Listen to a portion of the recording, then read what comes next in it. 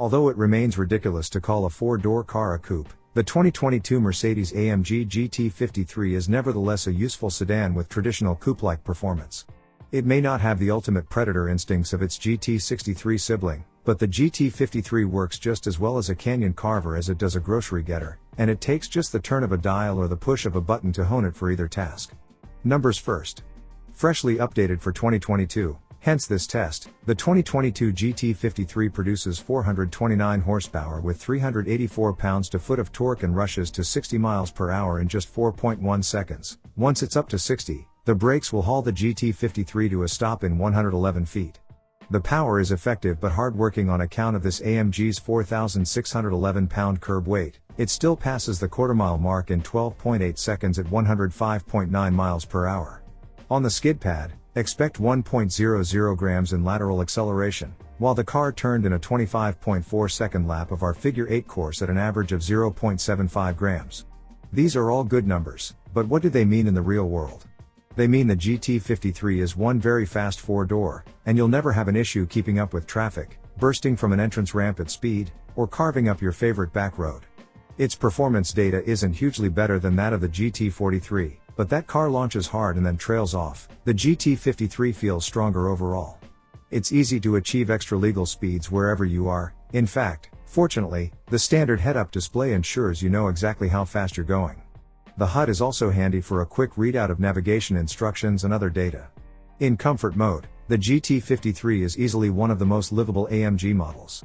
The exhaust is civil, the suspension firm but not overly aggressive, and the powertrain responsive but not tense. It's also where the GT53 is most likely to deliver fuel economy somewhere in the vicinity of its EPA-rated 21 combined MPG, due to relaxed accelerator response and being more reliant on the electric portion of the car's mild hybrid powertrain when moving from a stop. We do wish, however, that it featured the glide function from some other Mercedes mild hybrids, which shuts down the engine on the move but allows the vehicle to maintain a steady speed by using the belt-driven electric motor/generator. This no doubt would increase efficiency by a meaningful amount. Even in comfort mode, you can separately activate more aggressive settings for the exhaust, powertrain, and suspension, as well as deactivate the auto stop/start system. A given combination can be programmed into the individual setting once you've determined your favorites. All modes, including Sport, Sport Plus, and Manual, can be accessed via the touchscreen or on the fly with the dial on the right lower quadrant of the steering wheel. The manual paddles can be used at any time, in any mode, and the gearbox will return to automatic shifting by itself after a few beats, but left to its own devices. The 9G-tronic is a jewel of a transmission with quick shifts and intelligent programming that make it a great partner for tackling mountain roads. Outside of a dual-clutch transmission, they don't get much better for sporty driving. In Sport Plus, the GT53's AMG heritage really starts to come out. As one of our test team noted, it's shockingly easy to sit down, buckle up, and find and maintain the limits of this car. It's not explosive or intimidating in any way, like the GT63 can be, but just feels like a really solid sports sedan. In its most aggressive chassis settings, the GT53 is particularly planted and ready to rocket out of any corner. It has a good engine sound, punchy low-end and mid-range power, and virtually no turbo lag, said another of our test crew.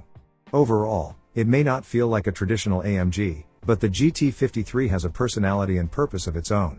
It's happier than its big brother when deployed in the day-to-day grind, and it's more comfortable, too.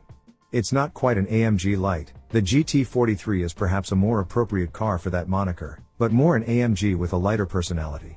This car's time to shine. And that's where the GT53 shines, in being a very livable four-door that's still a capable sports sedan. Despite its rakish roofline, the hatchback opening means cargo space and access is more than adequate even if its 12.7 cubic feet of capacity doesn't sound like much on paper. The rear seats can be folded for more room. Steering that's light and easy in comfort mode waits up in Sport and Sport Plus but never gets too heavy. If the AMG GT has an issue, and this is in all of the versions, it's that the interior relies too much on touch-sensitive, capacitive controls, particularly on the steering wheel. Adjusting cruise control speeds, for example, is accomplished by sliding your thumb along an indent. Sometimes, though, it struggles to register this request. Other times you can activate various buttons accidentally, as well as with the touch controls located near the cup holders when you retrieve or place items there. Ultimately, we have to imagine an owner would get used to the behavior and responses of the controls, but as always, it's worth pointing out that physical buttons, switches, and knobs, of which the GT does have a few, don't require a learning curve. There's just one final item to discuss: the GT53's price.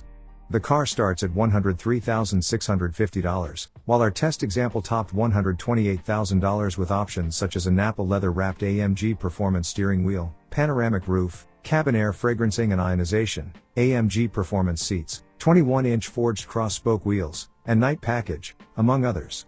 If a well-balanced, very sporty, and rewarding daily driver that's still rare on the streets is what you're after, stop looking.